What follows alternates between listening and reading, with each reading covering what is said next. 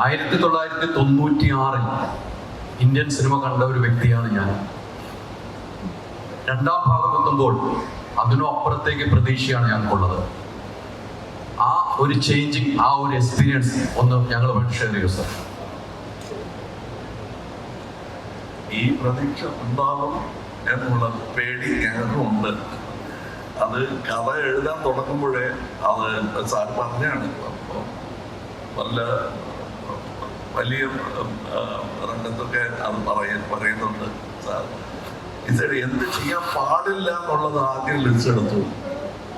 പിന്നെ എന്തൊക്കെ ചെയ്യാം എന്നുള്ള ആഗ്രഹങ്ങൾ അതിൻ്റെ ഒരു ലിസ്റ്റ് എടുത്തു. അതും കഴിഞ്ഞിട്ടാണ് ഈ തിരക്കഥ ഉണ്ടാക്കിയത് എന്നാണ് അദ്ദേഹം പറയുന്നത്. അതുകൊണ്ട് നിങ്ങളുടെ പ്രതീക്ഷയും ഞങ്ങളുടെ ആഗ്രഹവും കണ്ടുമുട്ടുന്ന ഒരു സ്ഥലമായിരിക്കും ഈ സ്ക്രീൻ എന്ന് ഞാൻ